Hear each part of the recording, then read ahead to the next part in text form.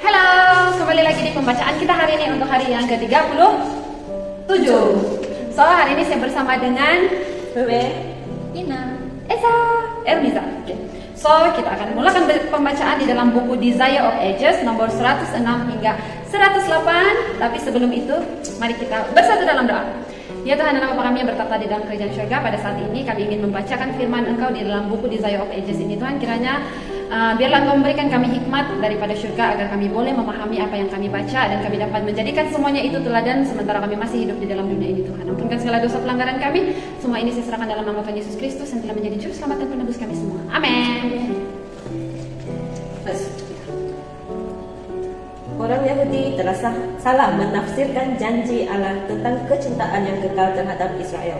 Beginilah firman Tuhan yang memberi matahari untuk menerangi siang, yang menetapkan bulan dan bintang-bintang untuk menerangi malam, yang mengharu biru laut sehingga gelombang-gelombangnya ribut. Tuhan semesta alam namanya. Sesungguhnya seperti ketetapan ini tidak akan beralih dari hadapanku. Demikianlah firman Tuhan. Demikianlah keturunan Israel juga tidak akan berhenti menjadi bangsa di hadapanku untuk sepanjang waktu. Beginilah firman Tuhan. Sesungguhnya seperti langit di atas tidak terukur dan dasar-dasar bumi di bawah tidak terselidiki, demikianlah juga aku tidak akan menolak segala keturunan Israel karena segala apa yang dilakukan mereka. Demikianlah firman Tuhan. Yeremia 31 ayat 3537. Orang Yahudi mengira karena mereka keturunan Abraham, mereka berhak atas janji itu. Tetapi mereka mengabaikan syarat-syarat yang telah ditentukan Allah. Sebelum memberikan janji itu, Ia telah berfirman, Aku akan menaruh Tauratku dalam batin mereka dan menuliskannya dalam hati mereka. Maka aku akan menjadi Allah mereka dan mereka akan menjadi umatku. Sebab aku akan mengampuni kesalahan mereka dan tidak lagi mengingat dosa mereka. Kepada suatu bangsa yang dalam hatinya hukumnya tertulis, kasih sayang Allah dipastikan. Mereka satu dengan Dia, tetapi orang Yahudi telah memisahkan diri dari Allah. Kerana dosa mereka menderita di bawah hukumnya. Inilah yang menyebabkan perhambaan mereka kepada bangsa kafir. Fikiran mereka sudah digelapkan oleh pelanggaran, dan oleh sebab pada waktu yang lalu Tuhan telah memberikan kepada mereka kasih sayang yang begitu besar. Mereka memaafkan segala dosa mereka. Mereka memuji-muji diri dengan mengatakan bahawa mereka lebih baik daripada orang lain dan berhak mendapat berkat-berkat-Nya. Hari ini dituliskan untuk menjadi peringatan bagi kita yang hidup pada waktu di mana zaman akhir telah tiba. 1 Korintus 10 ayat 11. Betapa sering kita salah menafsirkan berkat-berkat Allah serta memuji diri kita sendiri bahawa kita beroleh kasih sayang kerana sesuatu kebaikan yang ada dalam diri kita.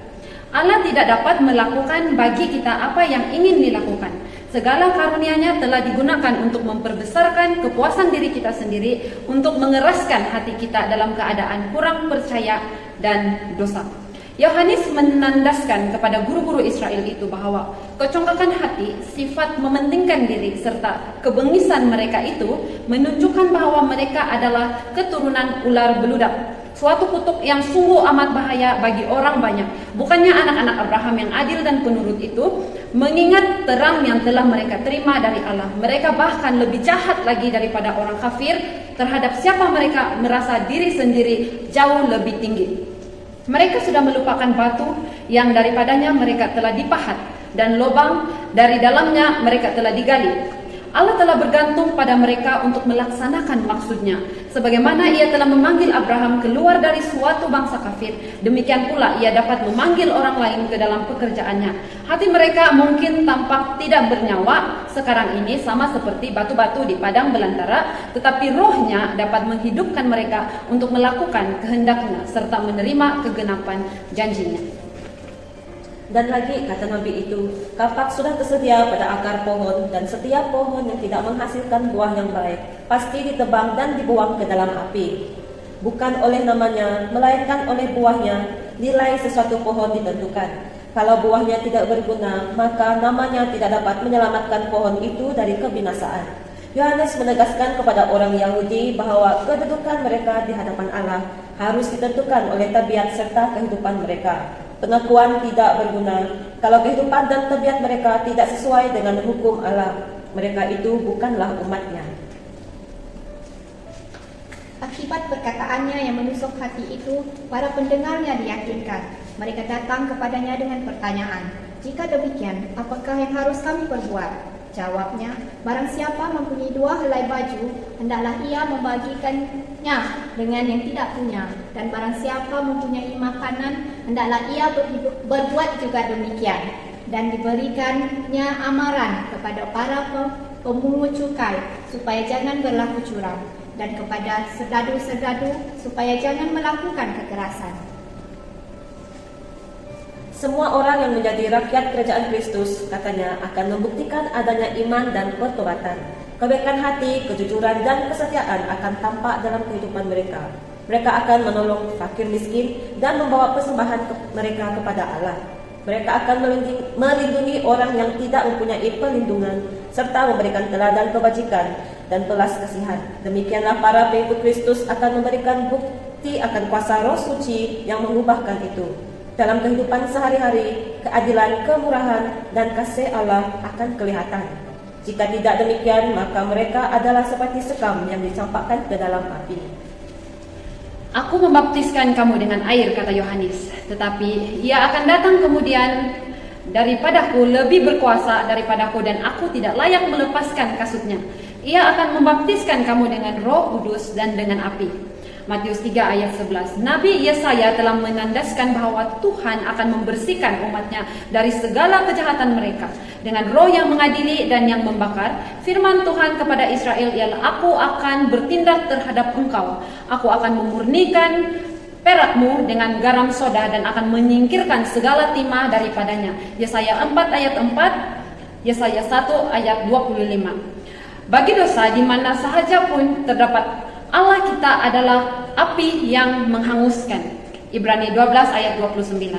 Dalam diri semua orang yang menyerah kepada kuasanya, Roh Allah akan menghanguskan dosa. Tetapi kalau orang berpegang teguh kepada dosa, mereka akan menjadi satu dengan dosa. Maka kemuliaan Allah yang membinasakan dosa itu mesti membinasakan mereka. Aku sesudah malam pergumulannya dengan seorang malaikat berkata, "Aku telah melihat Allah berhadapan muka, tetapi nyawaku tertolong." Kejadian 30 ayat 30. Yakub telah melakukan suatu dosa yang besar dalam perilakunya terhadap Esau, tetapi ia sudah bertaubat, pelanggarannya sudah diampuni dan dosanya dibasuhi. Oleh sebab itu ia pun sanggup melihat kenyataan hadirat Allah, tetapi di mana sahaja manusia datang menghadap Allah sementara dengan sengaja menyimpan kejahatan, mereka akan dibinasakan. Pada kedatangan Kristus yang kedua kali, nanti orang-orang jahat akan dihanguskan dengan nafas mulutnya serta memusnahkannya kalau ia datang kembali. 2 Tesalonika 2 ayat 8. Cahaya kemuliaan Allah yang memberi hidup kepada orang benar justru akan membinasakan orang yang jahat. Pada zaman Yohanes Pembaptis, Kristus sudah hampir kelihatan sebagai seorang yang menyatakan tabiat Allah. Hadiratnya sendiri akan menyatakan kepada manusia dosa mereka. Hanya bila mereka itu mau dibasuh dari dosa, mereka dapat masuk ke dalam persekutuan dengan Dia. Hanya orang yang suci hatinya dapat tinggal di hadiratnya. Demikianlah pembaptis itu menyatakan perkabaran Allah kepada Israel. Banyak yang memperhatikan segala pengajarannya, banyak yang mengorbankan segala sesuatu agar dapat menurut. Banyak sekali orang yang mengikuti guru baru ini dari satu tempat ke tempat yang lain, dan tidak sedikit pula yang mengharap bahawa mungkin dialah Mesias itu.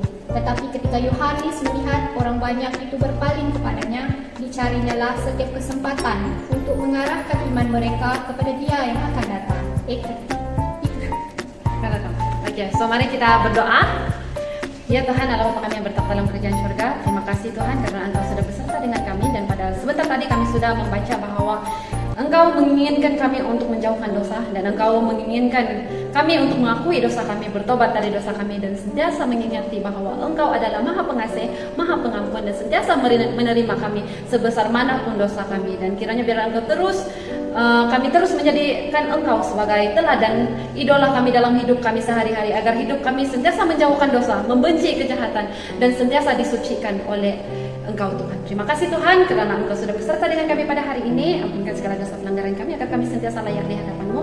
Semua ini saya serahkan dalam nama Tuhan Yesus Kristus yang telah menjadi juru selamat dan penebus kami semua. Amin. Thank you. Bye.